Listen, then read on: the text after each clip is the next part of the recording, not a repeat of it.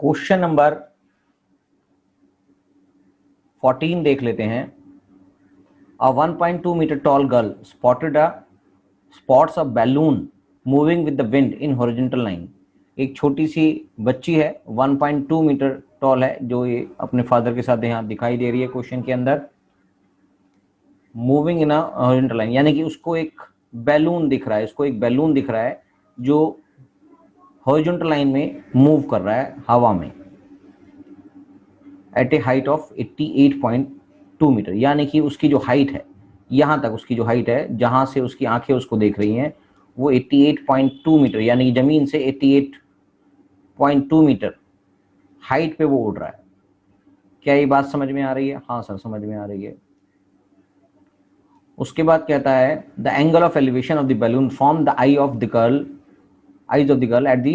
At any instant is 60 degree.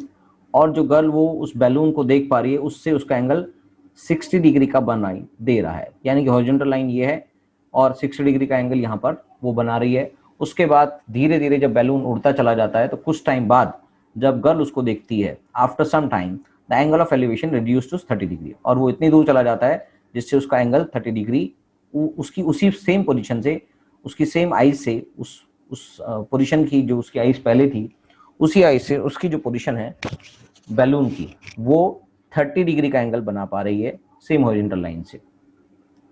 Find the distance travel by the balloon. यानी कि अगर हम उसको ग्राउंड लेवल पे देखें कि उसने कितना डिस्टेंस ट्रेवल किया है,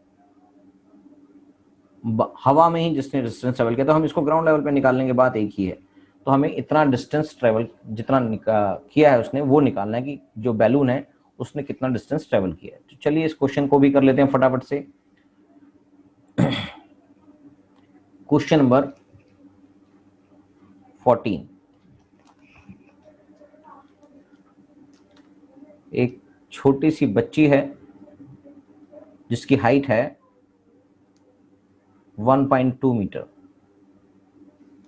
और उसको एक बैलून दिखाई दे रहा है यहाँ पर उसकी आइज से, और कुछ टाइम बाद वो यहाँ पर ट्रैवल कर देता है। तो पहला जहाँ पर वो बैलून है उसको ए पोजीशन मान लेते हैं, जहाँ वो ट्रैवल करके जाता है उसको बी पोजीशन मान लेते हैं।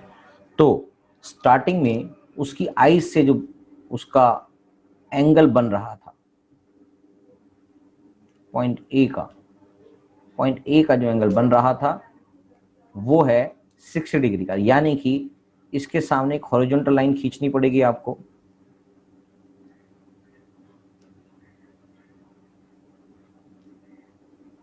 यानी कि उसका जो एंगल बन रहा था वो बन रहा था 60 डिग्री का। कुछ टाइम बाद उसने देखा कि जो बैलून है वो उड़कर वहां पहुंच गया है, तो उसकी आंखों से उस पोजीशन का जो एंगल बन रहा था, उसकी आंखों से जो बैलून ट्रैवल करके आगे गया था उसकी पोजीशन का जो एंगल बन रहा था वो चेंज हो गया है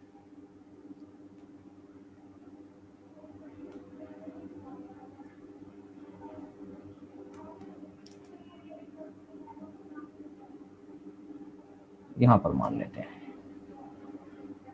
वो चेंज हो गया 30 डिग्री में एंगल।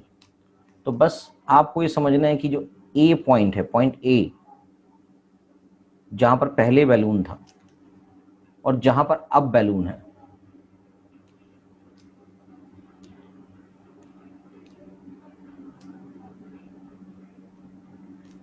उनके बीच का डिस्टेंस अगर हम यहां पर उसको नाम दे दें ग्राउंड लेवल पे ई, पहले ए ई बी जी मान लेते हैं इसको,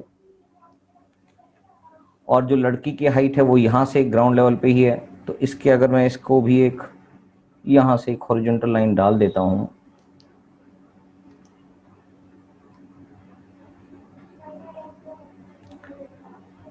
ये आपके सामने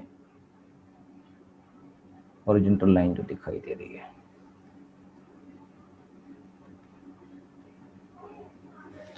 यहाँ से यहाँ तक की जो हाइट है वो है 1.2 मीटर जो लड़की की हाइट है। क्या ये बात समझ में आ रही है?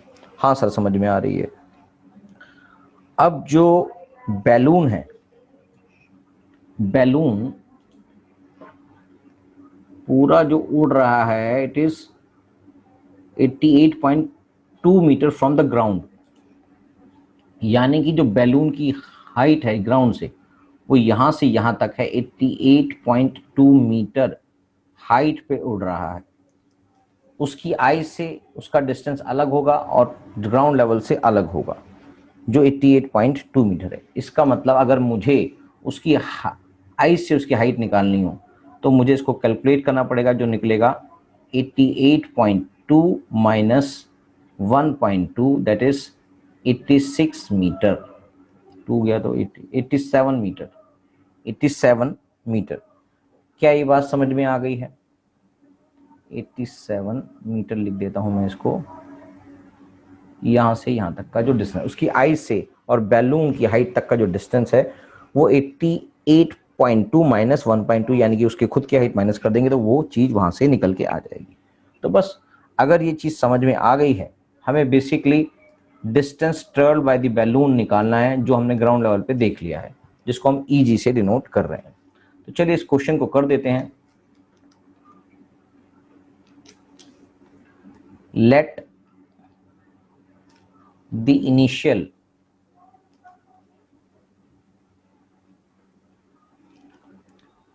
position of balloon be A, वो हमने जो मान लिया था, and change of position after some time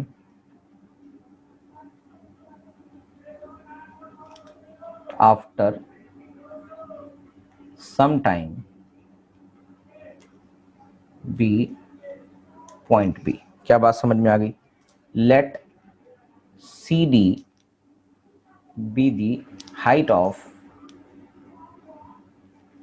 girl that is 1.2 metre tall।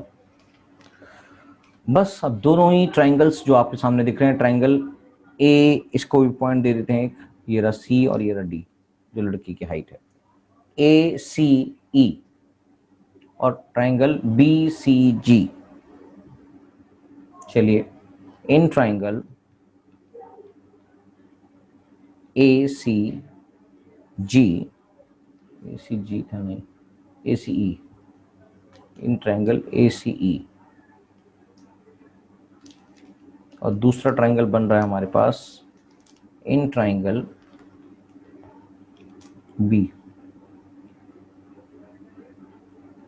B C जी।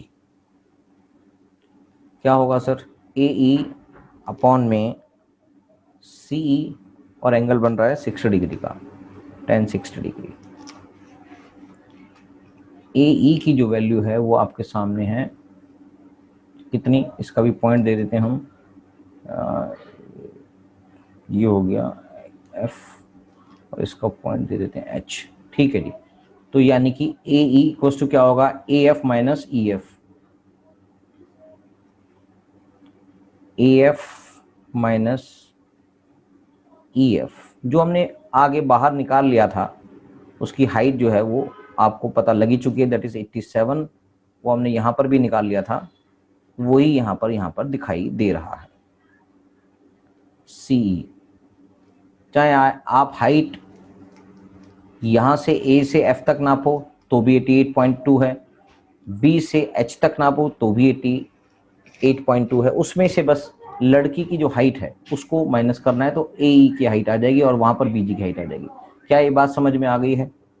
हाँ सर समझ में आ गई है। तो बस निकाल देते हैं tan 60 डिग्री। तो ये हमने फाइंड आउट कर ही ली थी, 88.2 माइनस 1.2 87 आ गया, और सी ई हमें पता नहीं है और इसकी वैल्यू होती है √3। तो सी ई इक्वल्स टू 87√3। इसको अगर हम रेशनलाइज कर देंगे तो √3 अपॉन में √3, फाइनली आएगा 87√3 अपॉन में 3। क्या ये कटता है 3 से? हाँ सर ये कटेगा, 3 2 जा और 3 9 जा, तो वैल्यू आ गई 29√3 मीटर। यानी कि हमारे पास सी ई की वैल्यू आ चुकी है, यानी कि जो स्टार्टिंग में डिस्टेंस था बिटवीन बैलून जिस हाइट पे उड़ रहा था वहां तक की जो डिस्टेंस था लड़की की पोजीशन से, वो उसकी वैल्यू आ गई जो आ गई है 29√3 मीटर। यहां से यहां तक का जो डिस्टेंस, क्या बात समझ में आ गई? क्योंकि आपको नेक्स्ट ट्राइंगल के लिए पूरा CG का डिस्टेंस निकालना पड़ेगा, इसलिए आपको ये मिल गया है तो ये भी निकल आएगा, क्योंकि आपके पास हाइट है, BG तो है ही अवेलेबल। तो चलिए बाकी का क्वेश्चन कर देते हैं। BG अपॉन में CG इक्वल्स टू 10-30 डिग्री, और जो बन जाता है, यहां पर आया था BG की वैल्यू हमने देखी थी 87 अपॉन में CG इक्वल्स टू 10-30 डिग्री की वैल्यू होती है 1/√3। तो CG इक्वल्स टू 87√3 मीटर। आपके पास CG की वैल्यू भी आ चुकी है, CG दैट इज CNG, इस पूरे की वैल्यू आ चुकी है, CG की वैल्यू आ चुकी है, तो कोई दिक्कत ही नहीं है। यहां से यहां तक की वैल्यू होगी 87√3, यहां से यहां तक की वैल्यू।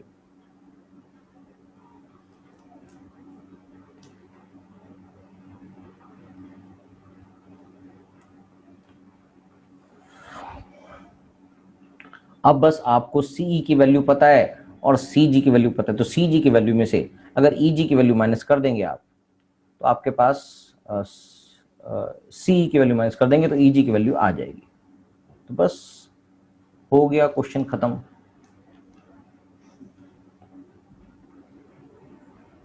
So distance